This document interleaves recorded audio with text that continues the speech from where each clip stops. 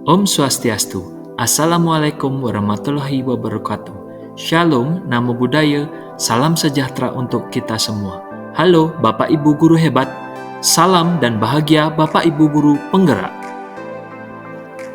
Perkenalkan, saya Ibu Deni Suhendra, calon guru penggerak Angkatan 9 dari SMA Negeri 9 Denpasar. Pada kesempatan kali ini, saya akan menyampaikan demonstrasi kontekstual modul 3.1 tentang pengambilan keputusan berbasis nilai-nilai kebajikan sebagai pemimpin.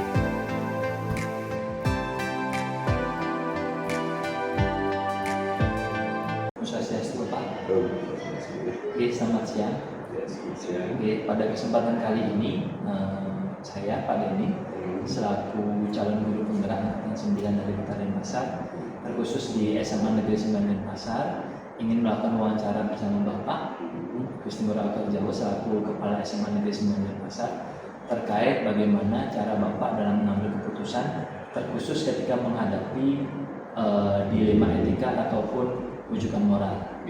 Oke, mungkin pertanyaan pertama yang ingin saya tanyakan adalah bagaimana Bapak mengidentifikasi kira-kira kasus yang merupakan dilema etika atau rujukan moral?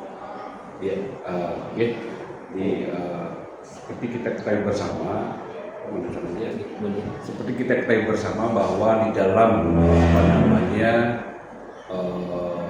menyelesaikan permasalahan-permasalahan, tahap awalnya adalah dengan cara mengidentifikasi permasalahan. Ya, dalam hal ini, misalkan kami ambil contoh permasalahan yang ada di sekolah, ya, dengan cara mengidentifikasi permasalahan ini. Kemudian baru kita memetakan. Nah, kemudian setelah dipetakan, pemetaan ini baru dianalisis sesuai dengan tupoksi yang ada. Nah, jadi seperti itu langkah-langkahnya di dalam menyelesaikan permasalahan. Jadi intinya adalah kita di istilahnya di matematika ini, yaitu dengan cara mengidentifikasi permasalahan dulu, kemudian kita petakan. Setelah kita petakan baru kita analisis untuk solusinya. Seperti itu. Kalau boleh, apakah ada contoh kasus terkait Bapak harus mengambil keputusan terkait adanya dilema etika itu sendiri? Ya, ini misalnya kami ambil contoh kasusnya adalah siswa kami yang bernama Nanda, di mana Nanda ini siswanya memang aktif, khususnya di bidang kompetensi di bidang entertainment. Ya. Jadi dia memiliki kompetensi bidang entertainment di dalam seperti pagelaran dan sebagainya. Nah, di sana dia itu membutuhkan waktu dalam mewujudkan pemikiran, mewujudkan programnya dia, mewujudkan mengeksekusi apa yang dia rencanakan, itu memerlukan waktu. Nah, di sisi lain dia adalah berada di posisi kelas 12, di mana kelas 12 juga menuntut waktu si anak ini untuk menyelesaikan keperluan yang memang dibutuhkan untuk siswa yang kelas 12. Jadi dilemanya di sana, khususnya dalam dilema waktu. Nah, seperti itu contohnya. Nah, sekarang bagaimana siswa yang mengalami hal seperti itu? Yang pertama adalah kita harus mengidentifikasi permasalahan. Jadi, kita mengidentifikasi permasalahannya. Nah, kemudian dari identifikasi permasalahan ini kita bisa mendapatkan tarik kita petakan permasalahannya ini. Yaitu pertama, kalau kita lihat di sini adalah satu masalah tidak memenuhi syarat untuk keberikutan untuk melakukan kegiatan keberlangsungan kegiatan daripada ujian sekolah, karena di persyarat ujian sekolah itu adalah salah satunya adalah waktu siswa harus hadir 85%. Nah, kemudian untuk ketuntasan terhadap bidang studinya dia juga harus tuntas. Itu adalah merupakan syarat utama yang harus dilakukan sebelum ujian sekolah. Nah, karena siswa ini mempunyai dilema waktu, khususnya dalam pengelolaan waktu, supaya ide dan kreativitas dia di dalam menyelesaikan mewujudkan entertainment yang ada di dalam ide-ide dia ini itu berbeda dengan waktu, maka kita sekolah mencarikan solusi atau alternatif apa yang bisa dilakukan agar kedua keinginan pihak itu tercapai, baik dari pihak si siswa itu sendiri ataupun pihak dari sekolah manajemen sekolah. Jadi kedua-duanya bisa tercapai, mencarikan titiknya seperti itu. Nah, itu yang bisa saya sampaikan Pak ini. Kemudian bagaimana Bapak menjalankan pengambilan keputusan di sekolah, terutama seperti kasus Anam Learning, di mana kan siswa ini kan antara punya kelebihan dalam hal entertainment, tapi juga dalam hal ini akan melaksanakan ujian sekolah yang menentukan kelulusan. Nah, kira-kira bagaimana Bapak mengambil keputusan untuk mengambil titik tengahnya? Ya. Nah, jadi kita tetap berpatokan kepada tupoksi atau aturan yang ada. Yang pertama adalah persyaratan untuk ke ujian sekolah itu adalah ketuntasan akademiknya, kemudian kehadiran harus memenuhi syarat. Nah, jadi karena itu ada yang terkendala, maka saat ini saya punya pemetaan dengan cara berkoordinasi dengan guru BK. Kita berkoordinasi dengan guru BK, kemudian kita juga berkoordinasi dengan wakakurikulum, kemudian juga berkoordinasi dengan kesiswaan dan semua staf yang ada di sekolah. Kita adakan rapat berkoordinasi agar mencarikan apa yang harus bisa kita lakukan agar anak ini bisa memenuhi syarat-syarat untuk ujian sekolah. Nah, kemudian setelah itu sudah ada koordinasi ini, baru kita mencarikan apa yang bisa kita lakukan agar kekurangan yang dialami anak ini bisa tertutupi. Ya, tertutupi. Jadi seperti itu adalah beberapa langkah dulu yang bisa kita akan lakukan. Langkah-langkahnya adalah berkoordinasi dengan semua staf yang ada di sekolah, kemudian beserta melibatkan guru BK. Nah, kemudian dari sanalah kita akan mencarikan alternatif apa yang bisa dilakukan agar kekurangan anak ini bisa terpenuhi.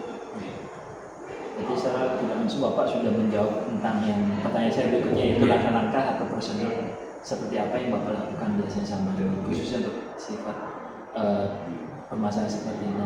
Ya. Nah, terus yang Bapak anggap efektif dalam pengambilan keputusan dalam kasus-kasus seperti ini apa itu? Iya, jadi yang paling efektif itu adalah pertama aturan tupoksinya itu dalam jadi pegangan kita agar keputusan kita itu apa tupoksinya, apa aturan yang sudah disepakati itu menjadi pegangan kita agar aturan itu agar keputusan kita efektif. Kemudian yang kedua yang bisa dilakukan adalah meminta pendapat terhadap manajemen sekolah yang bisa mencarikan solusi itu. Jadi itulah alternatifnya. Jadi yang pertama adalah sesuai dengan tupoksinya. Kemudian yang kedua adalah meminta informasi atau mencari solusi kepada terhadap suatu permasalahan melalui manajemen sekolah yang ada. Jadi kuncinya di sini komunikasi, Pak. Betul. Komunikasi yang melibatkan banyak pihak. Ya. Nah, itu tadi kan kalau cara yang efektif menurut Bapak. Nah, pasti ada tantangannya, Pak, ya, dalam menjelaskan atau mengambil keputusan. Kira-kira tantangannya apa? Oke, biasanya tantangan itu kan bisa saja tantangan berasal dari lingkungan, bisa saja tantangan itu berasal dari SDM, sumber daya manusia yang ada. Nah, jadi inilah yang harus kita koordinasikan atau kita harmonisasikan antara tantangan yang berasal dari SDM dan lingkungan. Nah, dengan demikian berarti jika kita mampu mengkoordinasikan ini dengan baik, mengharmonisasikan dengan baik antara tantangan sebab lingkungan dan SDM-nya saudara itu adalah merupakan cara yang terbaik untuk menghadapinya. Kemudian untuk menyelesaikan masalah ini, seperti contoh permasalahan seperti ini, apakah Bapak punya jadwal tersendiri, tapi langsung pada saat itu juga diambil keputusan, tapi ada selama waktu tertentu kira-kira? Iya, jadi untuk menyelesaikan permasalahan seperti ini, jelas pasti ada tahapannya. Tahapannya di tahap identifikasi, tahap pemetaan, kemudian menganalisis, kemudian baru mengambil keputusan. Jadi dalam hal ini jelas itu ada waktunya, tidak langsung permasalahan itu diselesaikan dalam waktu yang sesuai dengan kejadian itu. Jadi ada tahapannya yang ada rangkaian waktunya. Nah, seperti itu. Kemudian selama ini adakah seseorang atau faktor-faktor yang mempermudah Bapak dalam mengambil keputusan ketika menghadapi masalah seperti ini? Iya, jadi yang sangat membantu dalam selama ini mengambil keputusan itu adalah staf di manajemen yang sekolah, ya. Kita itu wakaf, kemudian di bagian administrasi sekolah, kemudian juga kepada bidang kepegawaian dan sebagainya. Itu sangat menunjukkan sangat membantu di dalam mengambil keputusan.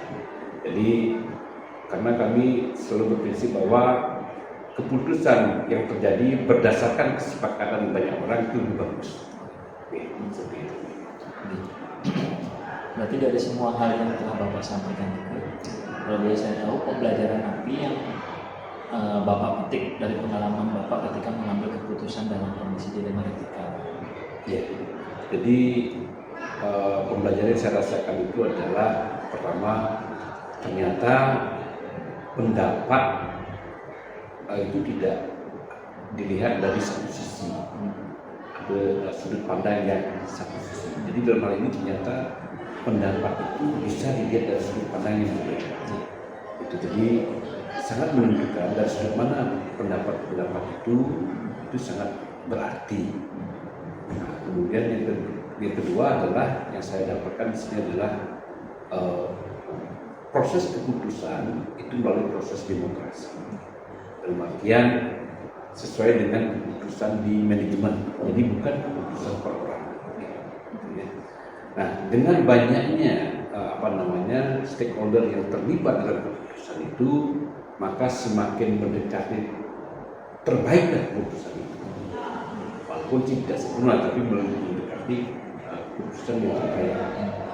Nah, jadi itu yang saya sampaikan. Jadi intinya bahwa keputusan yang dilakukan dengan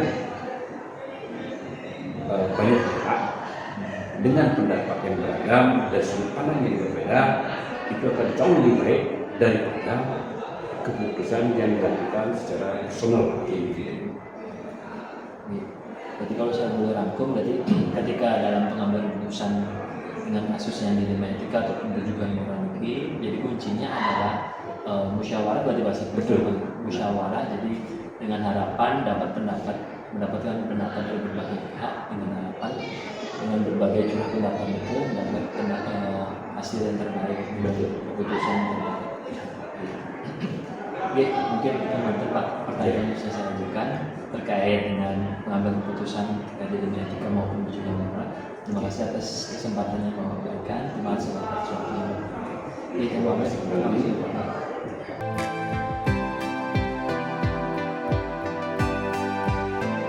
Oke, Swastiastu Ibu. Perkenalkan, terima kasih atas kesempatannya. Jadi perkenalkan, saya Ibu Denis Wendra. Jadi saya calon guru penggerak Kota Denpasar dari SMA Negeri 9. Mohon meminta izin Ibu, mohon waktunya juga untuk melakukan wawancara terkait pengambilan keputusan yang berkaitan dengan dilema etika dan rujukan moral. Saat ini dengan Ibu Nini dari Kepala SMP 14 Denpasar. Untuk persingkat waktu mungkin saya mulai dari pertanyaan yang pertama Ibu. Jadi pertanyaan pertama, selama niki Ibu menjadi kepala di SMP 14 Denpasar. Bagaimana Ibu mengidentifikasi kasus-kasus yang merupakan dilema etika atau dilema atau bujukan moral? Terima kasih. Sebagai pimpinan sekolah ini, seringkali sebenarnya saya menghadapi kasus dilema etika atau bujukan moral. Cara yang saya gunakan untuk mengidentifikasi kasus-kasus tersebut adalah dengan melihat dulu dan memahami dulu kasus-kasus tersebut. Mana sih yang termasuk kasus etika dan mana termasuk kasus bujukan moral. Dan untuk memahami kasus tersebut saya harus berkomunikasi yang baik terhadap dengan stakeholder staf saya di sekolah, baik itu dengan guru BK mungkin, dengan komite mungkin, itu utamanya yang saya ambil gitu. Jadi selalu koordinasi dengan bawahan.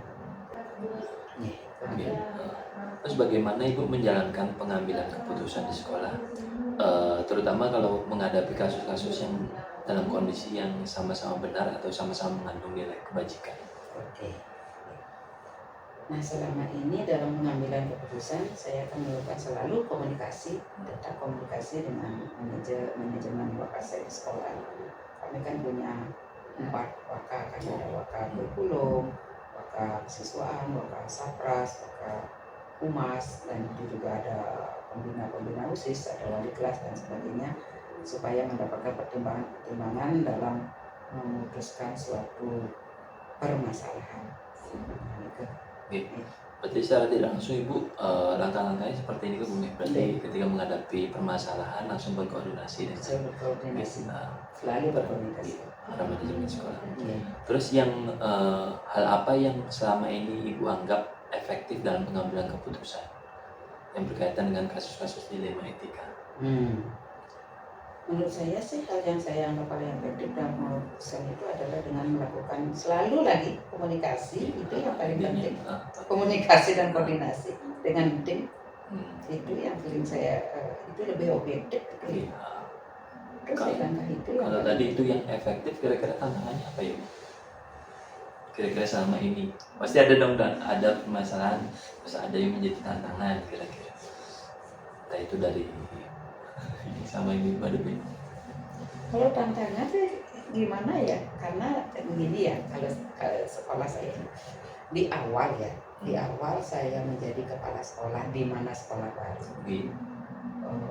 Kami mendapatkan guru-guru dan pegawai dari berbagai sekolah, karena kan tidak guru yang kami ajak di sini untuk membangun sekolah ini bukan guru baru, guru-guru yang lama, di mana beliaunya itu adalah kebanyakan dari sekolah swasta ya, mengajar di sekolah swasta, karena guru-guru tersebut adalah gurunya diperbandingkan di sekolah swasta. Jadi misalkan contoh ini di SMP 1 ya, SMP 1 baru saya di sana sudah ada kasus siswa nih, salah satu siswa gitu.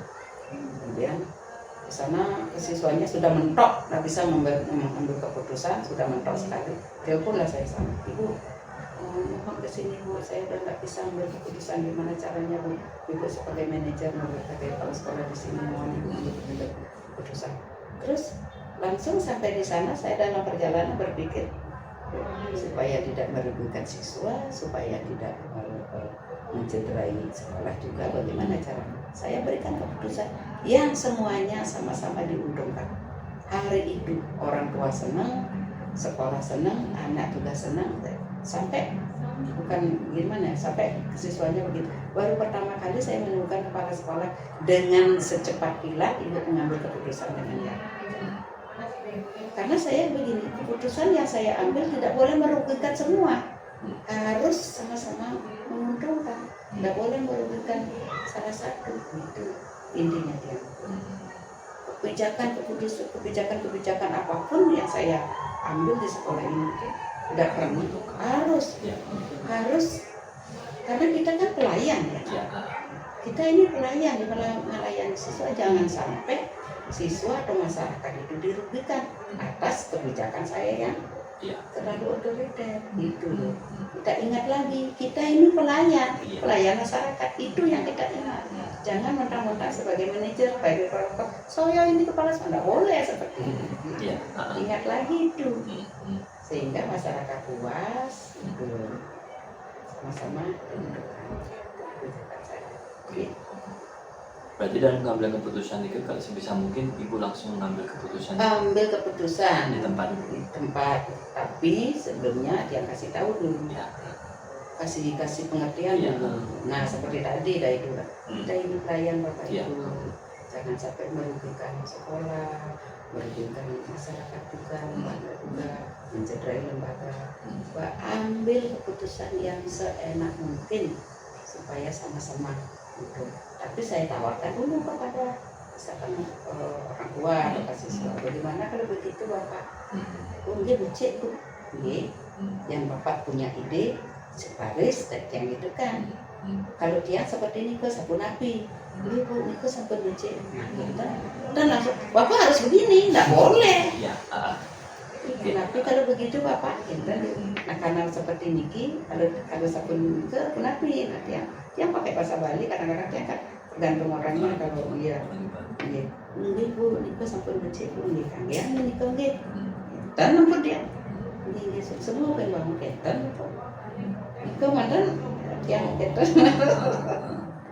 Terus selama niki kalau ngambil keputusan niki, apakah ada seseorang atau faktor-faktor yang mempermudah ibu dalam mengambil keputusan ketika mengalami kasus dilema itu kayak? Dan yang begini gitu, yang kan berpikir gitu loh, berpikir kalau begini memang sih kalau di rumah kan ada suami gitu, ada suami yang kebetulan juga profesinya sama, mantan waka di SMA 3, jadi suami dia juga dulu lama berkecimpung di wakil kepala sekolah dan pernah diklat calon kepala sekolah karena keburu umur jadi tidak nggih.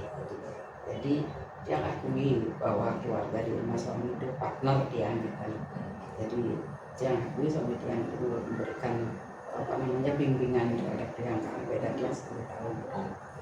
Jadi mereka juga dia juga yang memberikan begini karena dia akui dia itu adalah orang yang bijaksana bagi dia gitu. Bijaksana sekali itu. Terus selama ini kan ibu ngambil keputusan terkait dilema etika kan pasti banyak terkait etika. Nah pelajaran apa yang ibu dapat kira-kira dari ketika mengambil keputusan ketika dalam posisi yang sama-sama benar atau sama-sama punya kepentingan gitu. Pembelajaran apa kira-kira? Oh iya. Itu yang pertama kali kan.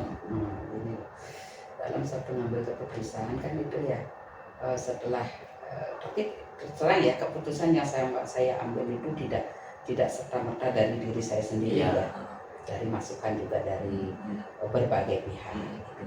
Dari berbagai pihak kita tampung, setelah kita sepakati begini baru kita langsung nanti dari sana dia dapat di sini saya dapat pembelajaran yang apa ya, yang bagi diri saya ini adalah merupakan pembelajaran baru gitu bagi saya. Jadi keputusan yang sudah dianggap bagus itu nanti untuk kedepannya saya harus seperti ini lagi gitu ya. Karena terus terang semua keputusan yang saya ambil ya tidak sendiri, dari ide dari beberapa komunikasi paling utama. Tidak boleh sendiri. Bukannya tidak boleh, ada kan yang begitu. Tapi saya sendiri tidak seperti itu. Saya selalu adanya komunikasi, apapun kan. Apalagi ini memimpin sebuah lembaga ya. Di rumah coba kalau tidak ada komunikasi, apakah harmonis? Iya kan? Ini sebuah lembaga harus adanya suatu komunikasi. Itu yang paling utama. Jadi intinya dalam mengambil keputusan terkait kasus dilema etika, berarti intinya komunikasi. Minta masukan dari berbagai pihak. Oke. Ya, besar saya. Jadi kalau misalkan masukan dari teman rasanya begini, kembali lagi dengan teman lain. Kalau begitu, nggak akan begini. Gitu ya. Oh iya ya Bu. Gitu. Coba kalau begini. Oh iya. bagus juga. Nah itu pasti begitu nggih. Nabi kan gitu. Itu yang itu. Nggih. Nggih, niki mantan Bu nggih yang terima kasih sudah berbagi pengalaman Ibu selama ini. Nggih. Saya juga banyak belajar dari Ibu, dari pengalaman yang sudah Ibu. Saya jadi dapat banyak ilmu yang bisa saya terapkan nanti di SMA 9 nanti. Nggih. Nggih, terima kasih atas kesempatannya. Terima kasih atas waktunya juga yang sudah diberikan. Kalau gitu kami cuma terima kasih. Semoga sukses. Sudah jadi guru penggerak berarti sudah calon kepala sekolah. Nggih, Kan gitu ya kan? Nggih, nggih. Nggih. Nggih, kalau itu yang pamit Bu. Nggih, Terima kasih. nggih, kan ya nggih. Nggih.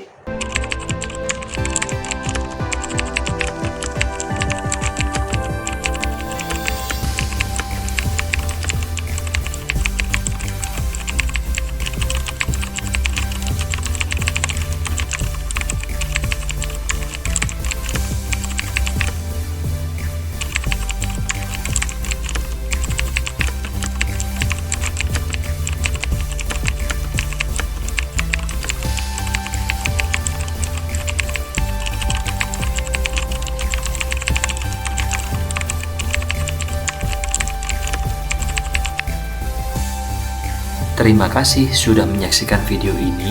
Semoga menginspirasi. Salam Guru Penggerak. Om Santi, Santi, Santi, Om.